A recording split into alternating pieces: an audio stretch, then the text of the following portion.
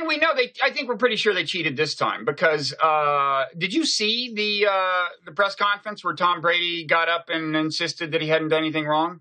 Oh, I didn't watch the press conference. I read about it. It was worth watching because it actually kind of elevated my opinion of him, which is not saying much because my opinion of him I've never been a fan of his. And I remember at some point he was sending some kind of sympathetic vibes to George Bush in some sense, and that further lowered him in my esteem. But when I saw him lie and claim that he did not know about the deflating of these footballs, it actually raised my opinion of him. You know why? Because he was a good liar?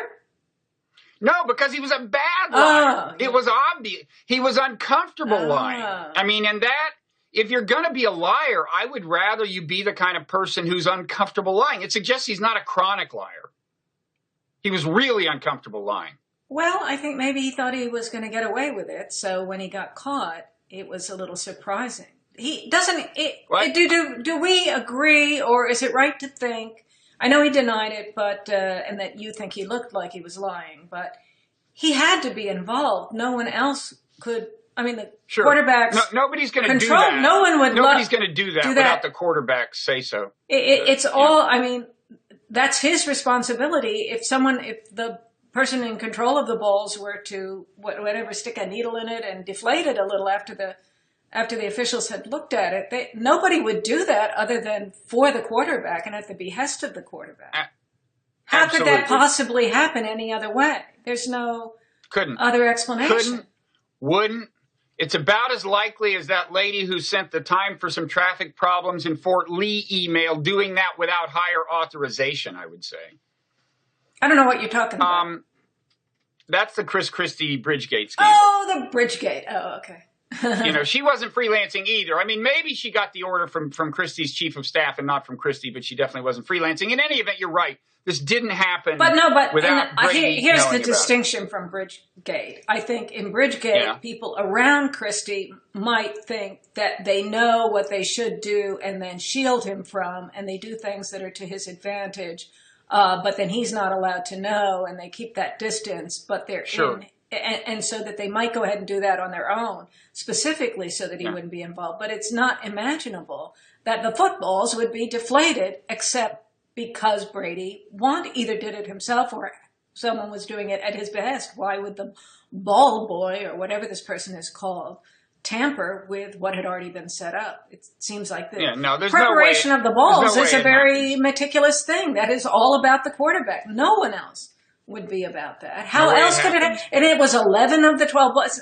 How could that be an accident? How could that happen any other way? Could not be. I think you'd make a great lawyer, Ann. I think you're onto something here. Now, here's my question to you as a lawyer. How grave an offense do you think this is?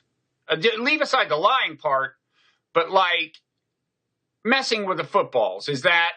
Well, do you know? I mean, remember, the idea to begin with is that quarterbacks do get to kind of, engineer the footballs to their liking within a certain range, within a 2 pound, some kind of, I don't know, range of inflation. Yeah. And he likes the low end of that range. He likes the floor of that range. He was way below the range. Right. And then what it turned out. But do you know that Brady and I think Peyton Manning were behind the change in 2006 that put that rule in there in the first place? So there's some kind of ongoing.